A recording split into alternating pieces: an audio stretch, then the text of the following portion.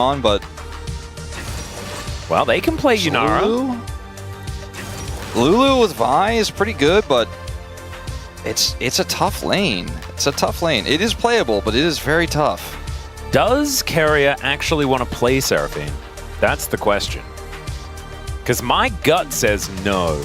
My gut says he wants to play something else, but he is going to lock in Seraphine. That was very anyway. crafty of you. Thank you. I really like how you were trying to pretend like yeah. I'd like to, you know, keep the element of suspense. You did kind of tease it before we got into the draft. You can't wait to see what Keria is going to play in this game. Yeah, apparently I could wait, as it turns out. It's just so hydrated. Let's go into game number 2 here between T1 and KIWOOM DRX.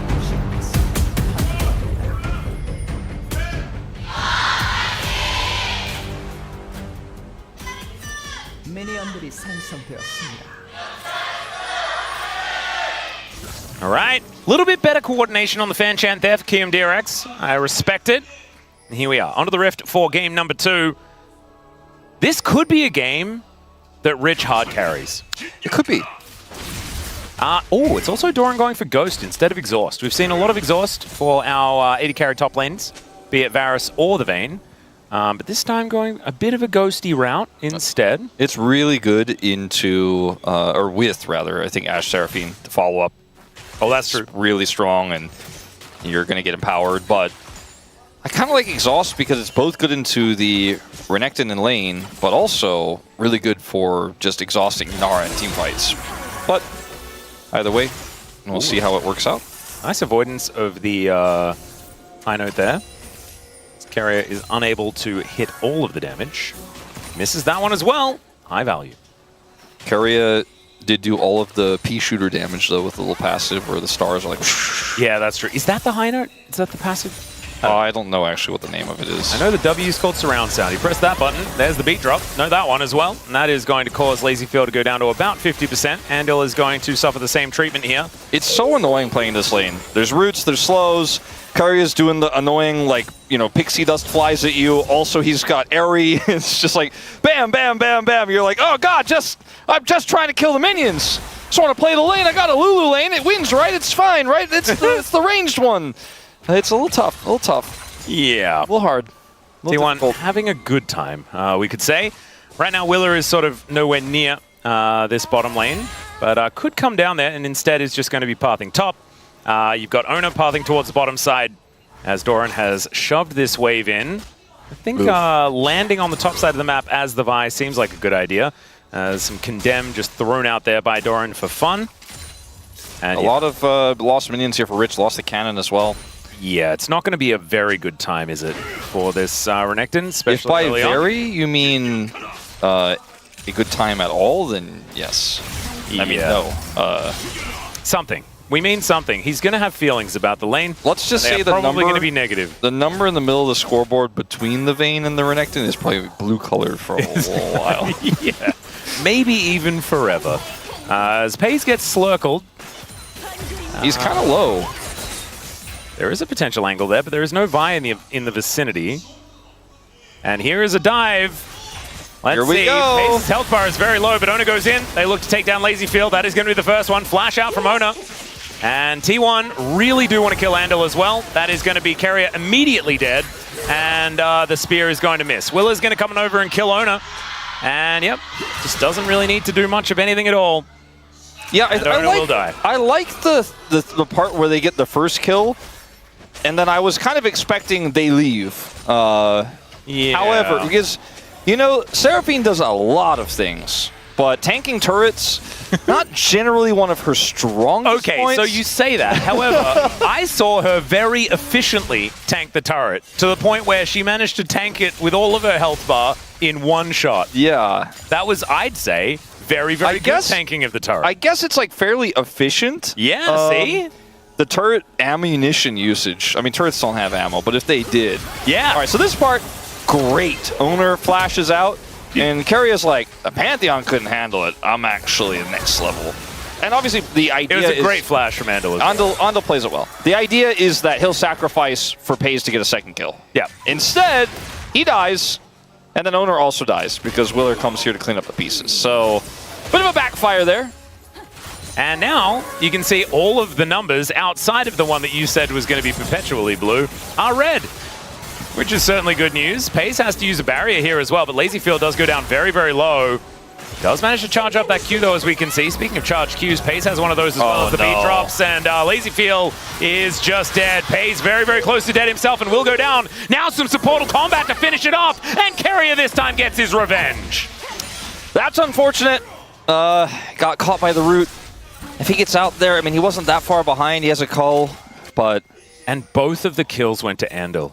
Yeah. That's the really unfortunate part. Does mean that Pace now has a decent advantage, and Keria gets to stick around and crash this wave. Let's have a look at how it all happened.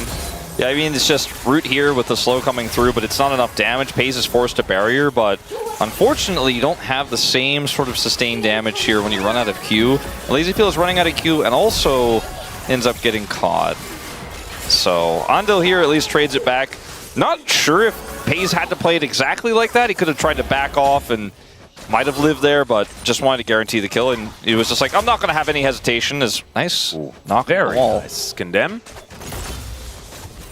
Rich hits level 6, but it's not going to be good news for a while. Yeah. This is what people talk about when they say, I hate it when I play against ranged top laners. I feel like playing Renekton into Vayne is like doing a dopamine detox.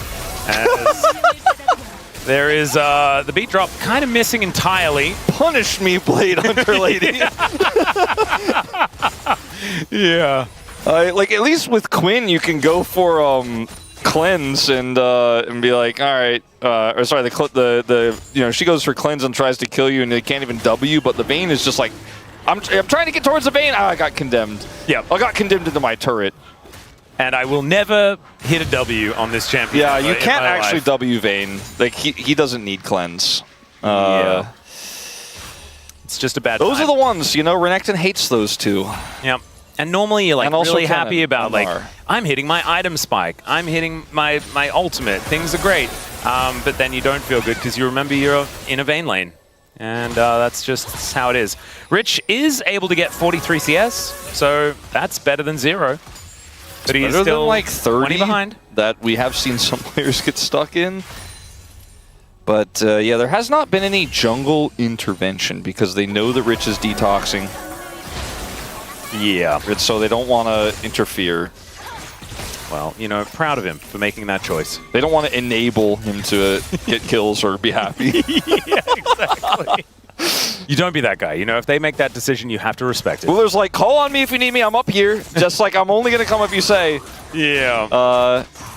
And then Rich like eats that damage and doesn't have Fury anymore. And he's like, actually, like, I don't think you can even make me happy if you try. No. No dopamine allowed. Well, he is blue number go up on the Doran side of things. And Keria and Pace continuing to shove things in. I think they're feeling pretty good.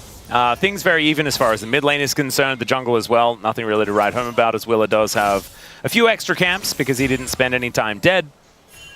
And KIWOOM DRX, I mean, they're behind, but I think it's kind of okay. It all depends about how these team fights are going to look. Obviously, we talk about this with Vayne compositions all the time. How do you then transition it into playing a late game? And that is what I'm very intrigued about. Well, it's also Doran playing the champion. He does like to go from far away to get on top of you, stun you, become undamageable, and then press Q and kill you.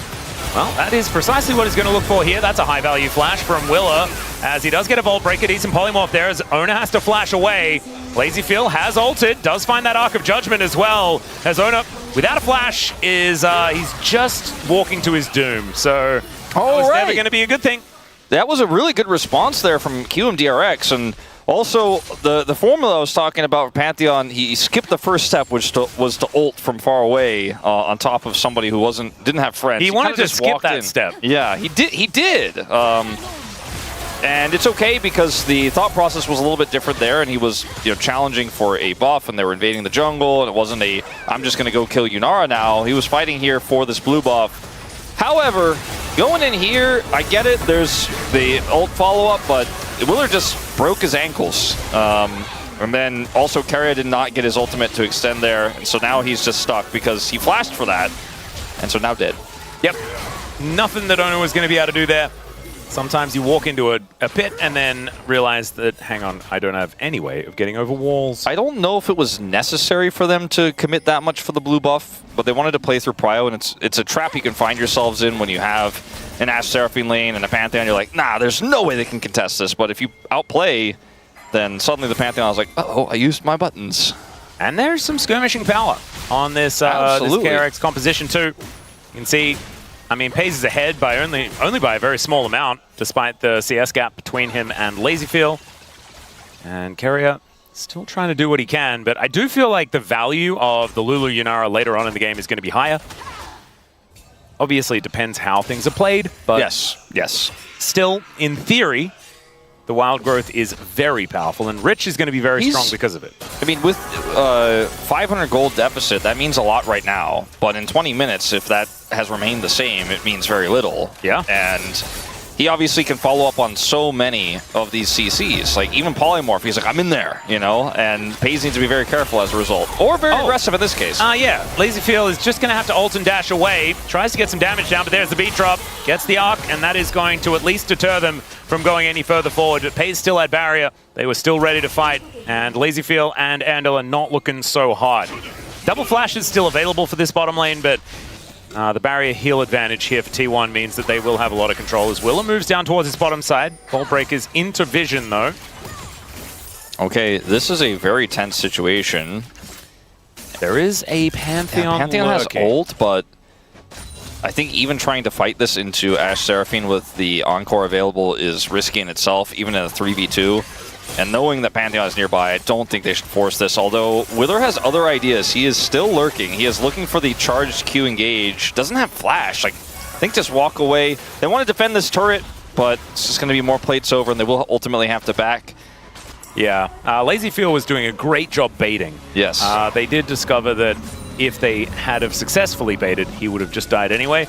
As Willer is going to move on over and look to take down this Cloud Drake, which is going to be the second of the game. Double Dragon would be very nice here for KIWOOM DRX. Unfortunately, Keria and Paze are away, so not a lot of control here for T1 on this Dragon. I think KIWOOM are just going to have this one on lock. Let's see what the soul is going to be.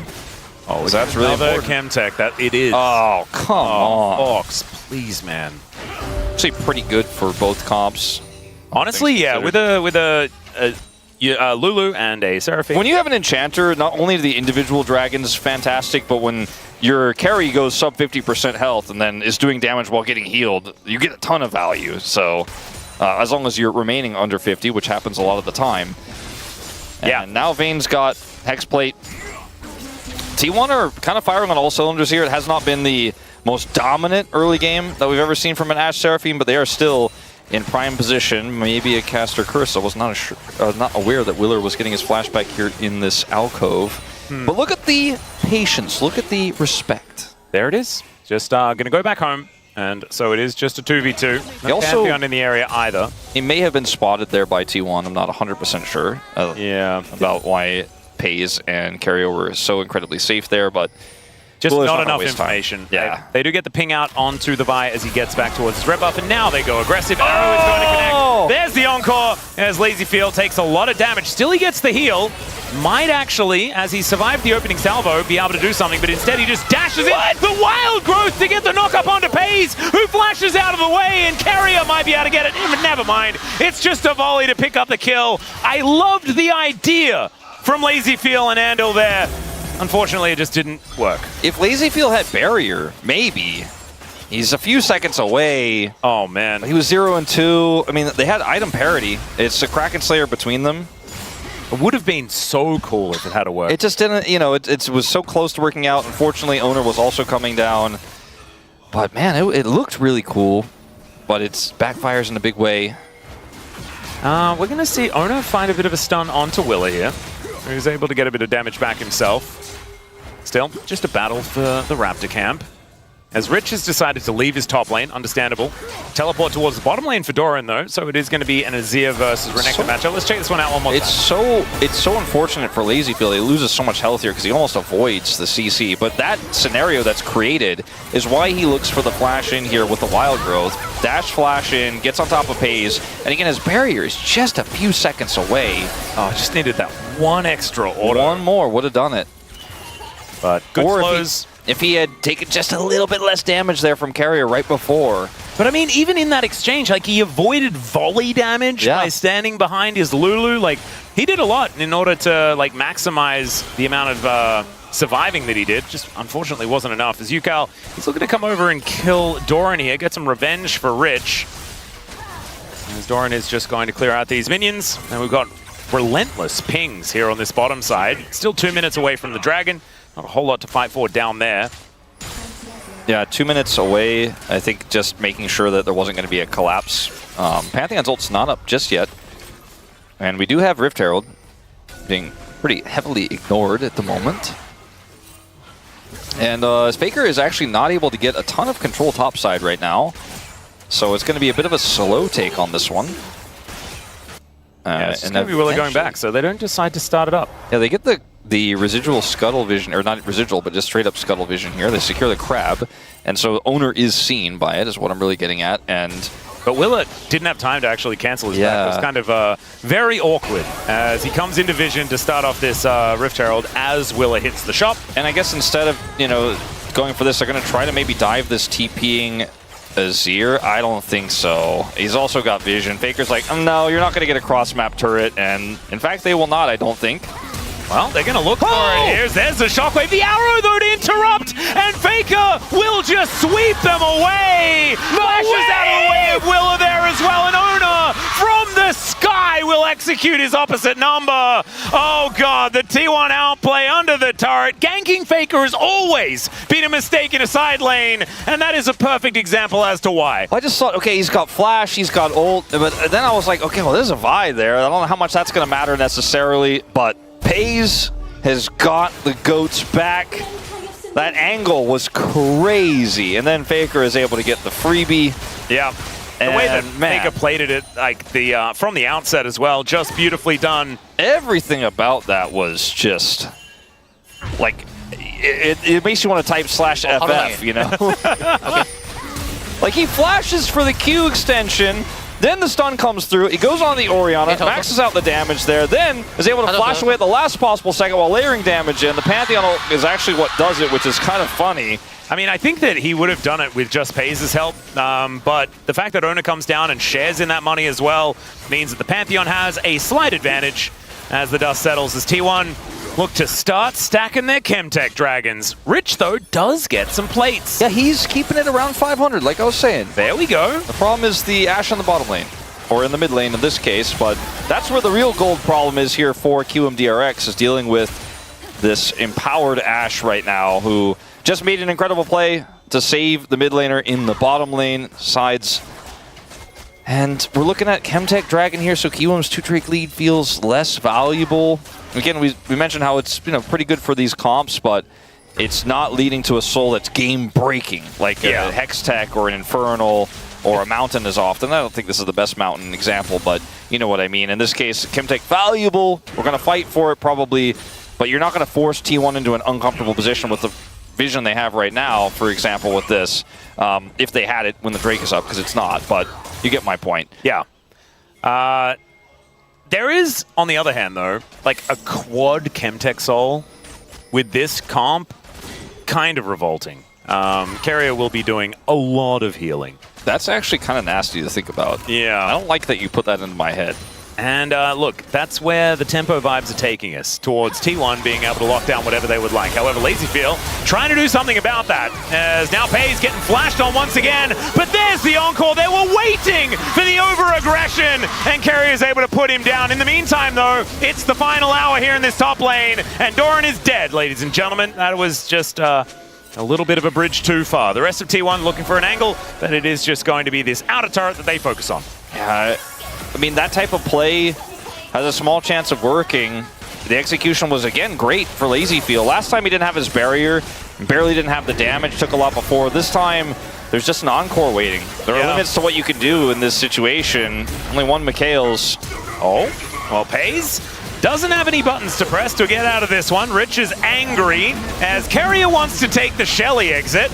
And and does have 11 health on the Shelly, and then it is going to die, and now he is going to follow suit. LazyField wants to grab that kill as they look to set it up for him, and Yukel's like, that's my money. And he takes it. Ariana getting paid, certainly going to be a good thing here, as well as Faker just splitting on the top side. So watch LazyField go in here on the Pays. Barriers traded, does a ton of damage. A lot of this is front-loaded, gets the W, but then this Encore comes through. And there's just no answer. Even with Wild Growth, he's just CC'd to death. Well, CC'd and shot to death. And then here, you know, things looking a little bit messy on the side of T1, but they are able to get Doran on the other side here. Yuka has a lot of damage, though, and a lot of assistance. And then the mid lane with Keria, I'll watch this again. I guess he just decides if he runs left there, he's going to die anyways, so he gets Polymorph, goes for the Herald, and then this Blast Cone, imagine a world where Keria actually gets the root here after the Blast Cone, on, like, and then gets out. Like, imagine he gets over their heads. So crazy. It would have been crazy. All right, well, now we're setting up for a Dragon in 2 minutes. Keria throws out the ulti. That is going to at least keep the rest of his teammates safe. Shockwave going to get flashed. That was really cute by Yukel to put it in front of where he could have flashed towards. Keria outplays it and will be able to keep himself alive. Still, does have to flash in order to get out. Decided to use his ultimate to try to peel for the rest of his team. I think that's one of the symptoms of what's becoming quickly a bigger problem here for T1 in this game, is just not able to kind of group and use their team comp to its utmost power. And KIWOOM DRX are picking them apart a little bit. They're still 2,500 gold behind, but it's a few more of these moments. Yeah, a few more of these moments, and suddenly you're back in the game. So we need to be very cautious. Showcasing our ultimates here for a potential dragon fight. All going to be up. All 3 of those missing ones. Obviously, the Ash arrow comes up super fast. Sometimes it's good to check in on the cooldowns, but looks like there's not a whole lot to fight for at the minute. The Baron is up, and in a minute's time, there is going to be potential soul point once again for KIWOOM DRX. One thing to mention too is that, you know, Keria lost his flash. Pays also traded flash with LazyField, and I think that favors LazyField because he has the dive setup and he has a pretty huge dash to get on top of this Ash, so the burst damage is absolutely there. So that's another cooldown that was being showcased there that I think could be really impactful when we go into this next dragon fight if T1 go for a full contest here. They may simply just see what they can get in terms of prio. They don't like the fight, they can walk away without these critical flashes. But again, right now, they have a lot of control. 13 seconds until spawn here. But if they lose this fight, if they mess this up, if they botch this, if Pays dies first in the fight, or Faker isn't able to find an angle, KIWOOM DRX, I think, take the lead if they win this fight. It's a pretty crazy potential turning point here. Yeah, especially if Rich is able to get a lot done. He teleports in now as T1 are looking to engage. Beatrop not doing too much of anything at all, as LazyField will get a bit of a whimsy shield. Willa on a flank angle. Yukel here towards the bottom lane. Just trying to get some tempo where they can. LazyField down to 50% against Faker, though, and that is not a great trade here for KIWOOM DRX. T1 might be able to use that in order to take this dragon, so it would be their second Chemtech of this game. This is before IE. I don't know if T1 need a hard force here, but if they can find the right angle with that Emperor's Divide, it's absolutely a winnable fight. Well, there's the flash cease and assist. Shockwave comes in as well. The Encore does absolutely nothing as in goes Oner just to rejoin the rest of his team. As out they will go. There's a condemn onto Willa just to push him back towards T1. And they are pushing forward. Still, no one dead on either side, but so many buttons now on cooldown as Faker says, I've got the Emperor's Divide, picks off the 80 carry, and down goes the Yunara. KIWOOM DRX without their machine gun are not going to be able to do anything here in this fight, and that should be Dragon number 2 to T1. The target selection was decisive, but the target was too far away. They got Pays there. They could not follow up enough, and so many tools were used. And then KIWOOM DRX just ran away. Like, they were like, oh, we almost got him. Guess we'll leave. And they concede all control to T1. So look at this. Follow-up, where is it? See the knock-up here from the Wild Growth still. LazyField's at half health, cannot actually do the follow-up damage. And now you have a Wild Growth Vi, so you're not going to be able to empower LazyField for the turn.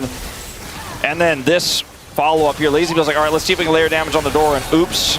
A little bit too far forward, get caught by Faker's Flash Shuffle Divide. And he would have killed Yukel as well if Yukel hadn't flashed it. And like, that's exactly what I was saying with Faker in this fight, you know, if he just Emperor's Divides the Yunara, that's probably just all she wrote for the fight, but the way he did it was stylish, to say the least. Pretty slick. That's why he's the GOAT, ladies and gentlemen. As Doran here just cleans up some minions towards the bottom side. Rich is down there once again. Probably wishes he wasn't, but still that number is 500. As Wolf said, if it stays that way, then Rich is going to be much happier. It's getting better for him. It's not getting better for Lazyfield, is the concern I have. As Lazyfield has tried for a lot of all-ins, and they have all failed. Now IE is done for Pays, by the way. Well, didn't have it in the last fight, which is why that was such a critical timing for KIWOOM DRX. And as you can see with Lazyfield, he is significantly further behind in his build of said item, and may not actually see the light of day in any relevant team fight in this game. Oh, Rich actually moving down here. Does have Willa backing him up.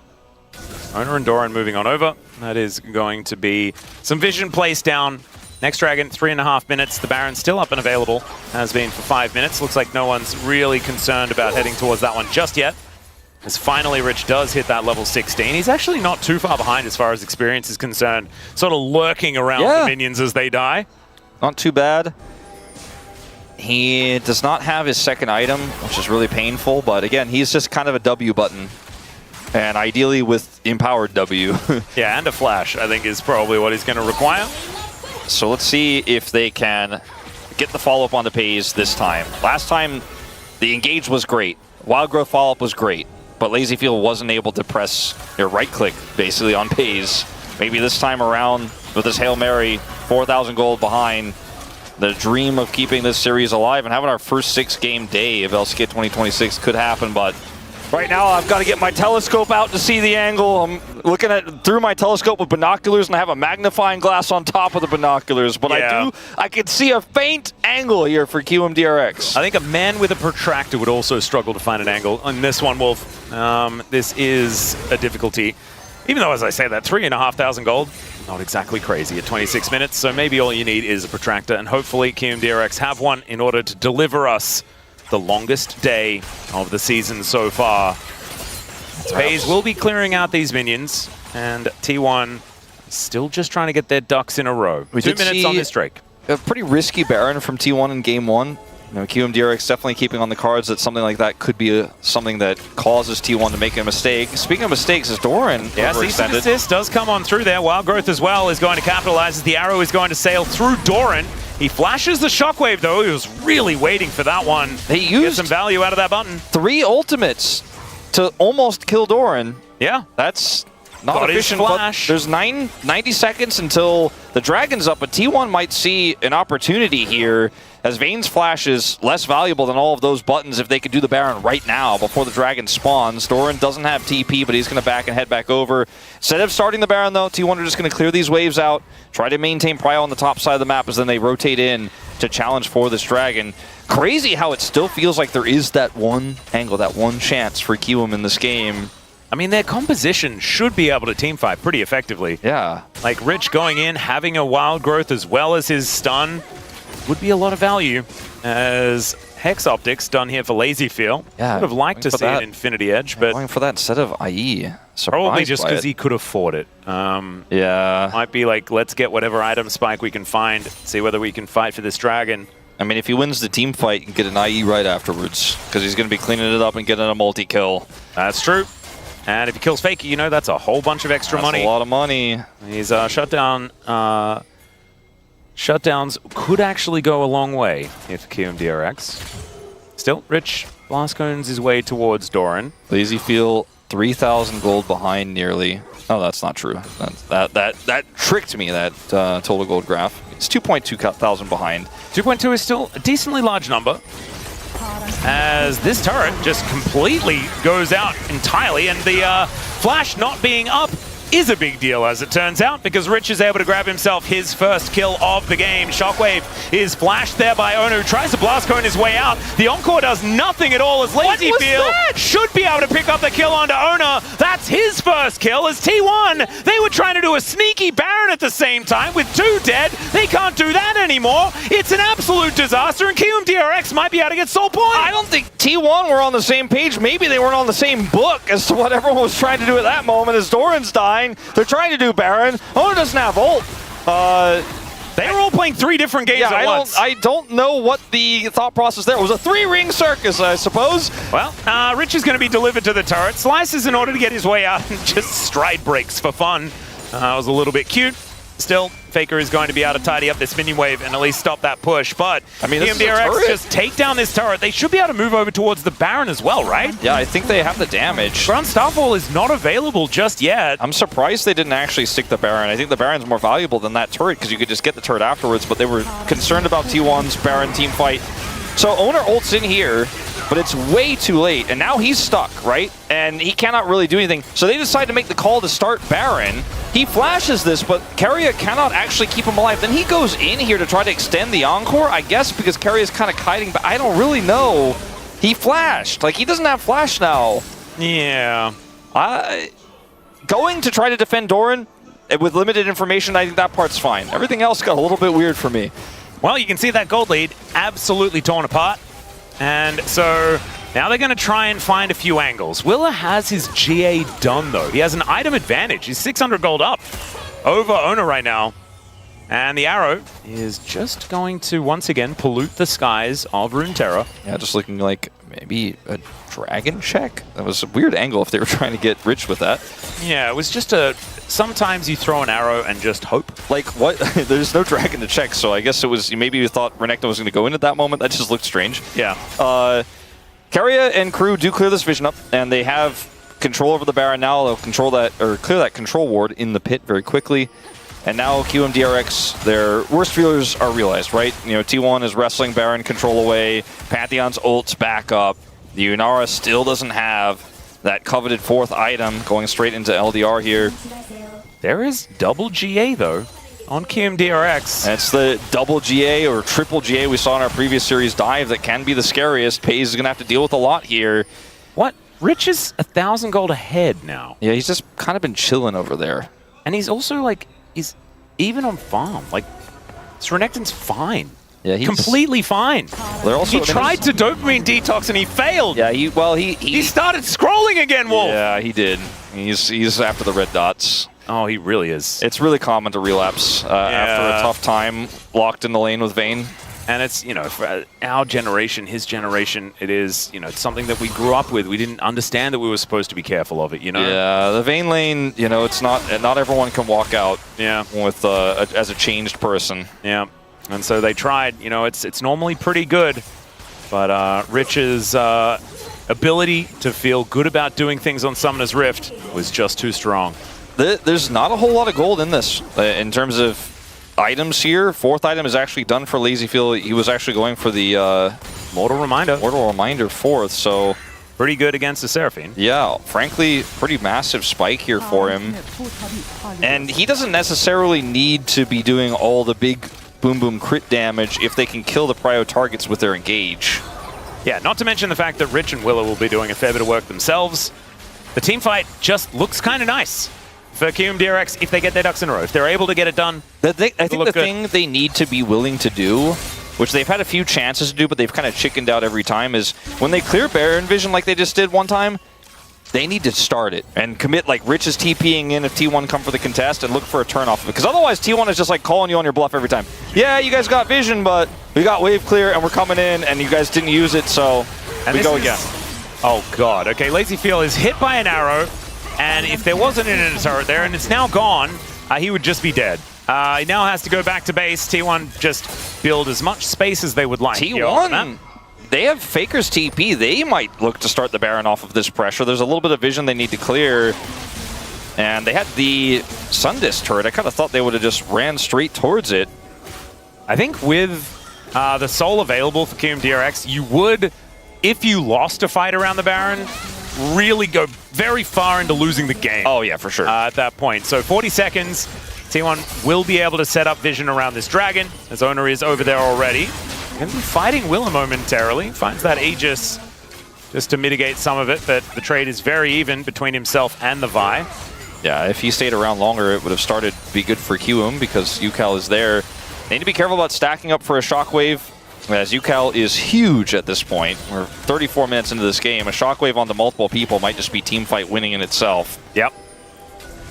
Rich also lying in wait. The level 19 Renekton. Level advantage over Doran. Starting to get a little bit split here, though, and Rich might have to TP to the other side. The arrow goes wide.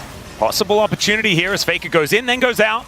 These Sand Soldiers are doing so much work. Mega Blast Cone gets Rich out of there, but They're split.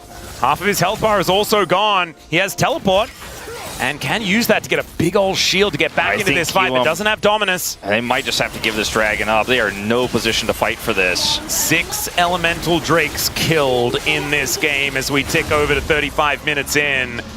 Level 19 done for Doran. Rich's flank was ambitious, and Doran was just like, I found you, and now you can't do anything. And so he had to leave, and that was the end of it. Because LazyField was also getting pushed by Faker. Both solo laners here for T1 just won the fight before it started, and KIWOOM at least did not opt in, because like you're saying, you opt into a fight like this against T1 this late into the game. I think the game is just done if you do not control it, and they just did not have the angle to set up their CC. Yep, and also the northern angle of the fight, I think Faker managed to get the ult out of LazyField. Yes. Which is why KRX couldn't actually commit to anything. there's After no that, way. they did not have enough damage. Absolutely. 8 seconds and they'll be back up. He's level 16 now.